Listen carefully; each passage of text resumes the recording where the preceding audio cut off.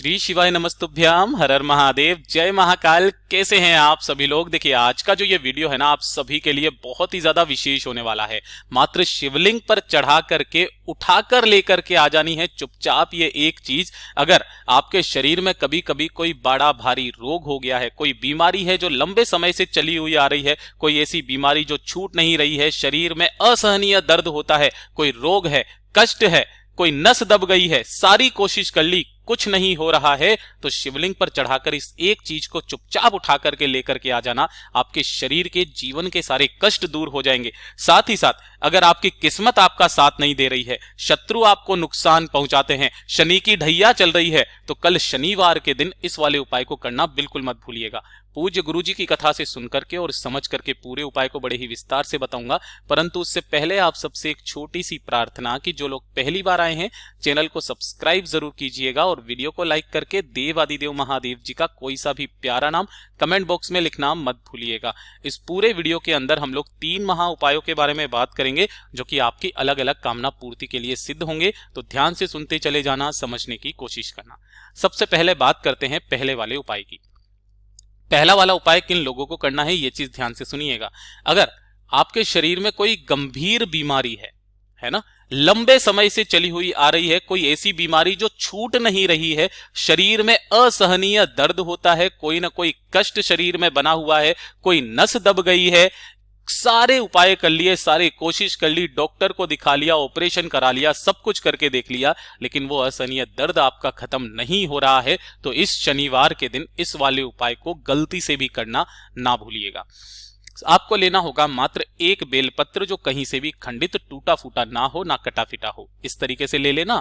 और 1 लोटा लेना है आपको शुद्ध जल अपने घर का। उपाय करने का एक नियम है कि जब भी आप इस उपाय को करेंगे ना, आपको सिर्फ मौन धारण करके ये उपाय करना है, मुंह से एक शब्द भी आपको नहीं बोलना है, ये चीज ध्यान रखना, ठीक है।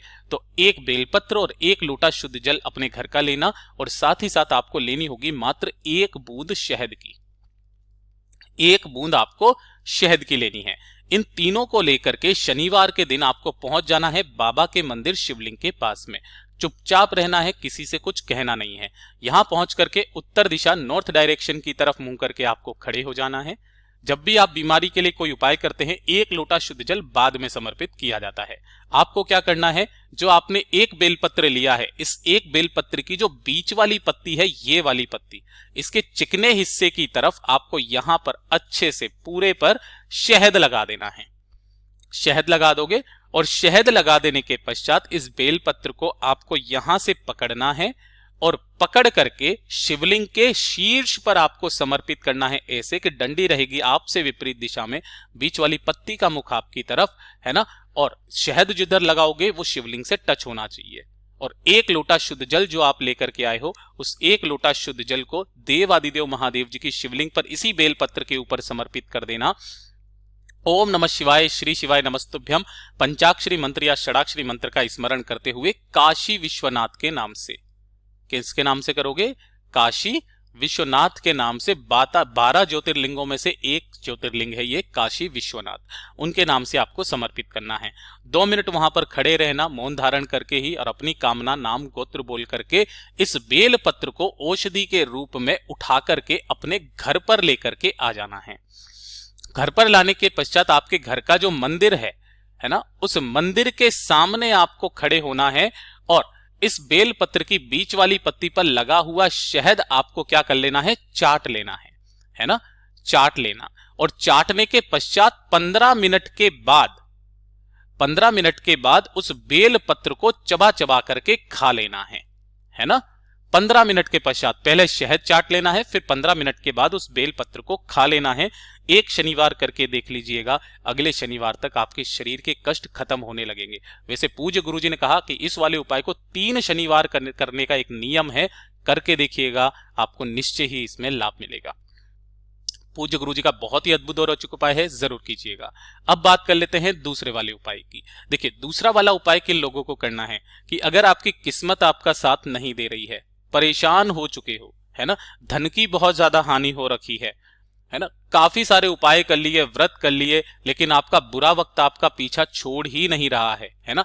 दुर्भाग्य पीछा नहीं छोड़ रहा है, अपने जीवन में तरक्की हासिल नहीं कर पा रहे हो, जीवन में कोई उन्नति नहीं हो रही है, तो जितने भी परेशान व्यक्ति है ना, इस शनिवार के दिन एक बार इस उपाय को कीजिएगा। पूज्य गुरुजी ने कहा था कि अगर आपके शनि की ढैया चल रही है, 7.5 चल रही है, दुर्भाग्य पीछा नहीं छोड़ रहा है, तो लोगों को शनि लगता है और शनि को शिव लगता है, एक बार ये पिपलेश्वर महादेव जी का उपाय जरूर से जरूर कीजिएगा।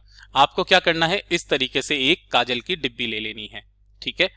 2, 5, 10 रुपए की जितनी की भी मिल जाए, छोटी सी एक काजल की आपको डिब्बी ले लेना है और इस डिब्बी को लेकर के शनिवार के दिन चले जाना किसी भी पीपल के पेड़ के पास, ठीक है। जैसे ही आप यहां पर पहुंचेंगे ना, तो आपको क्या करना है, या तो आप अपने साथ किसी एक को लेकर के चले जाओ, परिवार का कोई भी व्यक्ति अपने इस व्यक्ति के लिए कर सकता है। जो भी पीड़ित व्यक्ति है ना, उसके सिर से, है ना, सिर से लेके पैरों तक ऐसे करके आपको क्या करना है, 21 बार उस काजल की डिब्बी को उसारना है, ऊपर से लेकर नीचे तक 21 बार उसार लेना है ना। और उसारने के पश्चात पिपलेश्वर महादेव जी का स्मरण करते हुए किसी भी पीपल के पेड़ के नीचे एक गड्ढा खोदना और उस गड्ढे के अंदर उस काजल की डिब्बी को गाड़ करके वापस चले आ जाना, है ना। और साथ ही साथ एक लंबी बाती का दीपक पीपल के पेड़ के नीचे इस तरीके से प्रज्वलित करके आ जाना कि बत्ती का जो मुख रहना चाहिए वो पीपल के पेड़ की तरफ होना चाहिए। उसी वक्त से आपका बुरा वक्त पीछे छूट जाएगा, आपकी उन्नति का समय जो है वो स्टार्ट हो जाएगा। पूज्य गुरु जी का बहुत ही अद्भुत और अचूक उपाय है, जरूर कीजिएगा, इस शनिवार के दिन करना मत भूलिएगा।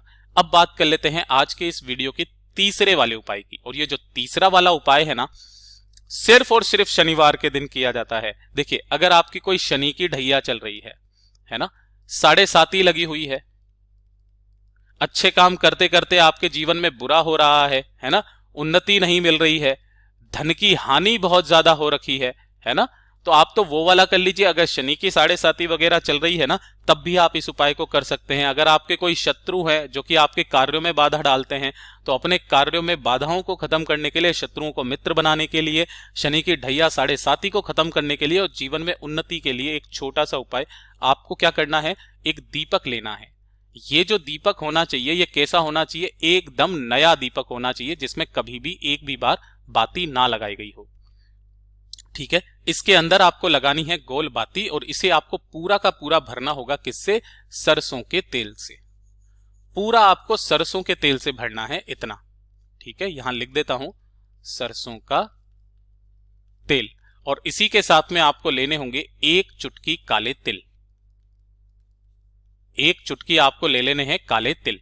और इन दोनों को लेकर के या तो किसी भी पीपल के पेड़ के पास चले जाओ, अगर आपके आसपास शनि महाराज जी का मंदिर है तो वहां पर आप चले जाइए। यहां जाने के पश्चात सबसे पहले आपको करना क्या है कि जो आपने एक दीपक लिया है ना, उस दीपक को शनि महाराज जी के सामने या पीपल के पेड़ के नीचे आप लगा देना। इसके नीचे कोई ना कोई आसन जरूर लगाना और आसन लगाने के पश्चात अपना नाम, गोत्र और कामना कह करके कि मेरे शनि की 7.5 चल रही है, ढैया चल रही है, जीवन में उन्नति नहीं हो रही है, धन नहीं आ रहा है, शत्रु पीछा नहीं छोड़ रहे हैं, कार्यों में बाधा आ रही है, जो भी आपकी कामना है ना, वो कामना कह करके काले तिल इसी वाले दीपक के अंदर आपको डाल देने हैं। डाल देने के पश्चात 2 मिनट वहां पर आपको बैठना है। एक बार आपको शनि चालीसा का पाठ यहां पर जरूर करना है और शनि चालीसा के पाठ के बाद में एक बार हनुमान चालीसा का पाठ जरूर करना है। हनुमान चालीसा का पाठ करने मात्र से आपके जीवन का जो शनि होता है, जो आपकी कुंडली में बैठा हुआ है, उसका अपने आप ही प्रभाव कम हो जाता है।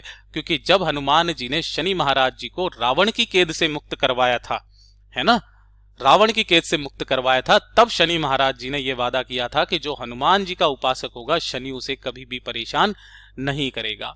पूज्य गुरु जी के ये सभी उपाय बहुत ही ज्यादा खास और विशेष से जरूर कीजिएगा। वीडियो अगर पसंद आए तो लाइक जरूर करना, साथ ही साथ चैनल को सब्सक्राइब जरूर कीजिएगा। मैं आपसे मिलता हूं अगले वीडियो में, तब तक के लिए ओम नमः शिवाय, जय महाकाल, जय शिव शंकर, श्री शिवाय नमस्तुभ्यम।